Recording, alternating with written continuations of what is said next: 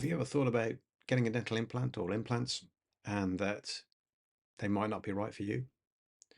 Well, there is a variety of reasons why you may not be suitable for dental implants or they may not suit you. I'm going to go through those reasons in the next few moments to hopefully give you kind of an understanding of whether or not it's something that you should or shouldn't consider. So an implant looks something like this. Obviously, much smaller because it's got to fit into the jaw. Essentially what it is, it's usually made of titanium. There are implants that are made of zirconia, and there are implants that are a mixture of titanium and zirconia. And then you might get other ones that have some smaller amounts of metals included in them. And the idea of this is it makes them a little bit stronger. So what we do is, as long as you've got enough bone, we will put the implant into that bone. And then depending on what technique we're going to use, we will stitch the gum back over the top.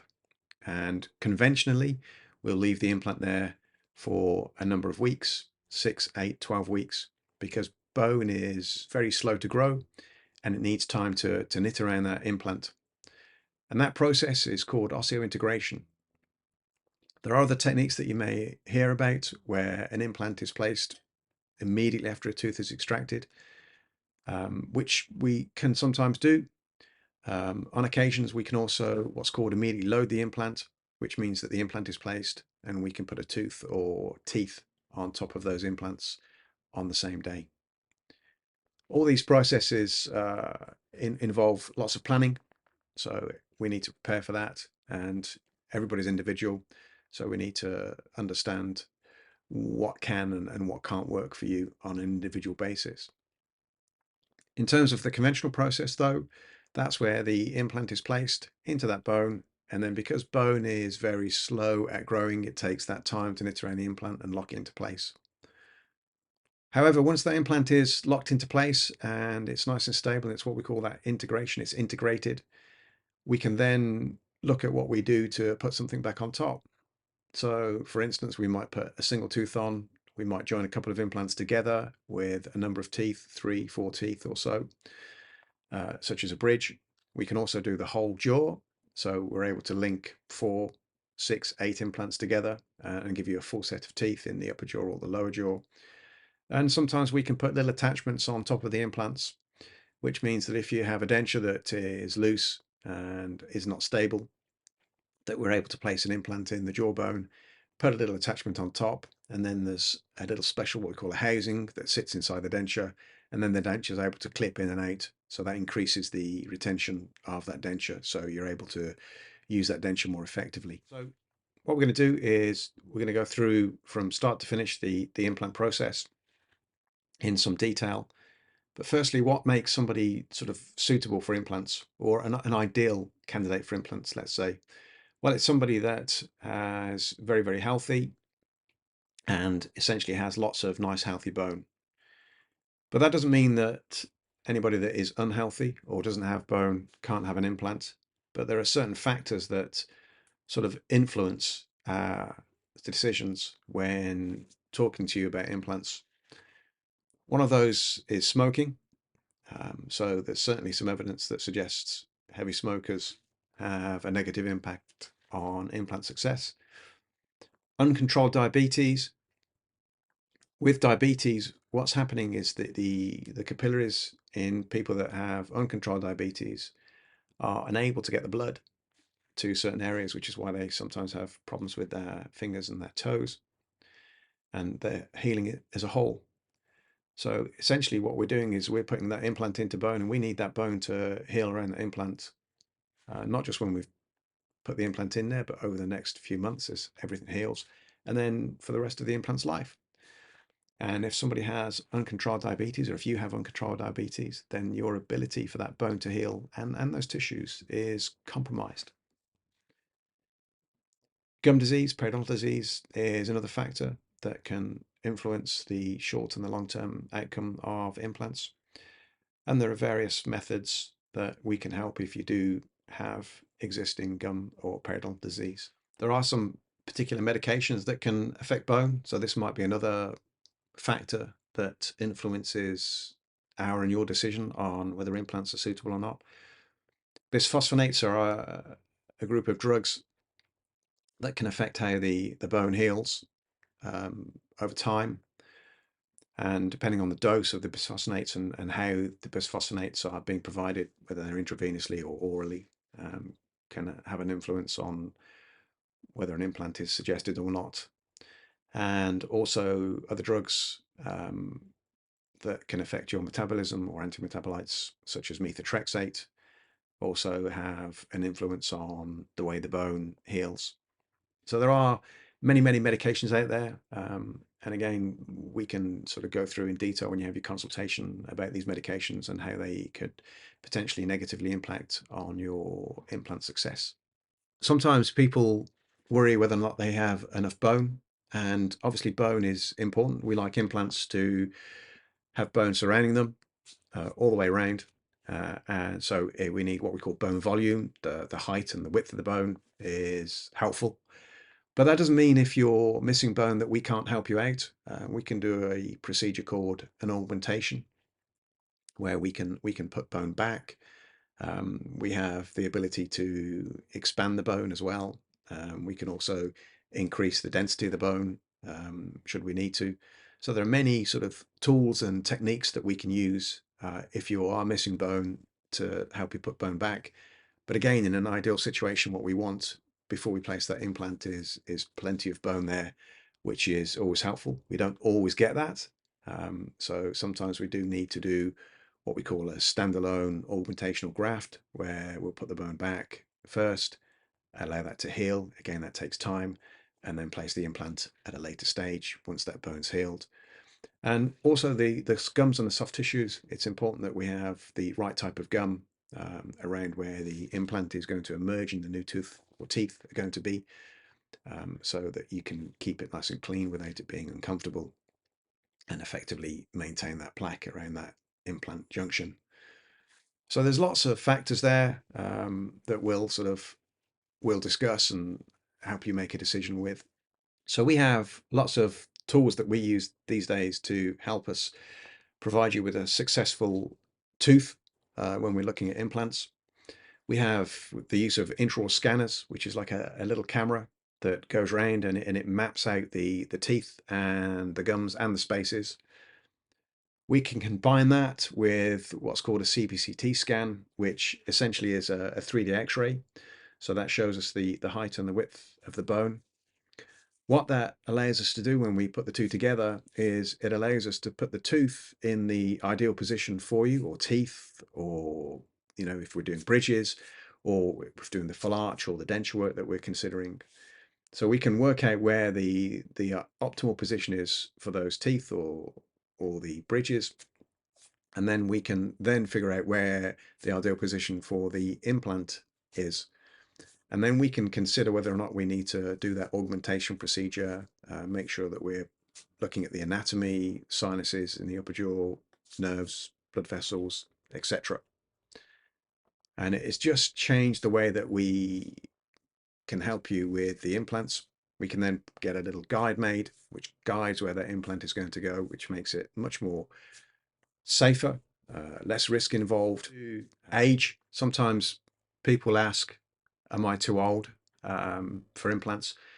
And there really is no sort of upper limit for patients with implants, as long as all the other factors are there. The health that we've mentioned, the bone volume. We've placed implants on patients that are 95 and been very successful, and we've improved their quality of life, which is what they were looking for. In terms of the younger side of things, however, there is sort of a cutoff point that we look at. If we talk in generality, then that might be, for instance, 20 for women, and it might be 25 for men. But essentially what we're looking at is we're looking for the end of that growth phase, because once we put the implant in that jawbone, that's where it's going to stay. And if we do that at such an early age where the jawbone is still growing, which it does to a sort of a slower extent as we get older, past that age that we mentioned. But if we put that in at a really early stage, then that implant is going to stay in that position that we place it in, and the rest of the teeth are going to move over time, over those years. And that implant could then become problematic. It could potentially cause issues with the other teeth, because it's going to stay put and the other teeth are moving into their sort of natural position, if you like. So it's something that we sort of look at, and something that we consider sort of delaying that implant process and until that sort of growth phase is finished and we're coming into sort of a more early adulthood. Also, we've got to consider that implants, they're not for life. They don't last forever. So the earlier we have them, then unfortunately, the earlier that they're going to need to be replaced. Although we do have a huge success rate over sort of 10 to 15 years, we're looking at about 98% success rate. But it does mean that the more that we can sort of delay that, and use other options such as dentures, bridges, then that might be more suitable for their younger patients. Smokers, then certainly it is a risk factor when it comes to implants. Again, people that smoke, their capillaries, just like we talked about with the diabetics, sort of can close up, and then the blood flow to those bone cells, those tissue cells, is impeded. So we get impaired healing. There's lots of evidence out there, that sort of suggests there is an impact negatively with people that smoke. Again, it doesn't mean that you can't have implants, but we can hopefully help you and sort of guide you through that. So, if we can reduce the amount you smoke, there is a dose. So people that smoke more than sort of 15 a day, we're certainly seeing a higher rate of issues with implants. Less than sort of 10 or below that, less of an impact, but it still has an impact compared to people that don't smoke at all. There are ways that we can talk about helping you out with sort of quitting smoking, moving away, the patches, other options that are there and available for you. One of the things that we do often find, though, is patients do come in and they are motivated to stop smoking. There's a big investment with the implants. There's the time that there's investing. There's obviously the cost that is being invested. So this means that they have that incentive to finally give up on the smoking and then save money. And so it is for some people sort of the kick that sort of takes them sort of past that sort of stoppage that they've had in the past where they haven't been able to quit. And then sort of the other factor is that bone sort of quality. Is the bone really soft? Is the bone really dense? Something that we look at with the CBCT scan to some extent, gives us sort of an idea. And then really important is motivation and oral hygiene. So implants, they do need to be kept clean. They don't decay like teeth. They're made of titanium, so they're not susceptible to tooth decay, but they are susceptible to bone loss potentially like a tooth. So they do have to be kept clean. And you're investing in an implant, so you need to be invested in your oral hygiene measures.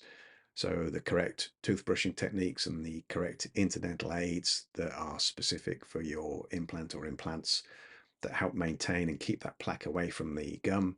Because what we don't want is we don't want plaque around that implant crown. That can lead to something called mucositis, which is an inflammation of the gums, very similar to gingivitis with teeth. And also you can get something called peri-implantitis, which we see where there's a loss of bone. Although we don't fully understand it, we do feel it is highly linked to poor oral hygiene and plaque buildup. And one of the things that we try and do for patients that do develop peri-implantitis is to disinfect that implant surface through various techniques. So yeah, oral hygiene, keeping the mouth and the implants as free from plaque as possible by using those techniques.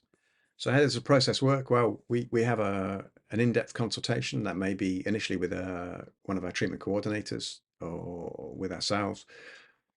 We will do the intraoral scan if we think that's appropriate. Refer you if we also think it's appropriate for that three-dimensional CBCT, that three-dimensional X-ray, so that we can look at everything, plan everything, understand the anatomy, the bone formation, whether you have enough bone, again, where the sinuses are, if we're looking at the upper jaw, certain nerves, certain blood vessels, to make sure everything is safe and appropriate.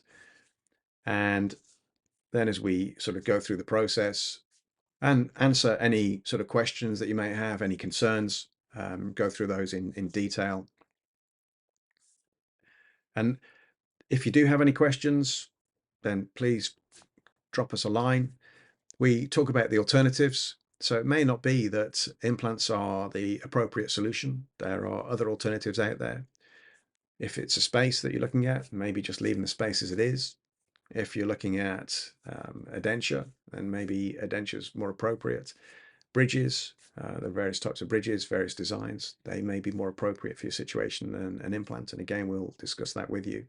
So we're really interested in what your wants and needs are, what you're trying to achieve, what you're kind of looking for, to make sure that the implant solution is the right solution for you. We're looking at aesthetics, are we looking at function, are we looking at both? What are you looking for? Something that's fixed? Are you looking for something that's removable? All these factors come into that consultation process so that we can guide you through the process and hopefully give you the correct advice and guide you on your implant pathway. Well, thank you very much for listening. I hope you found it useful. There are other videos with lots more information on there. Take care.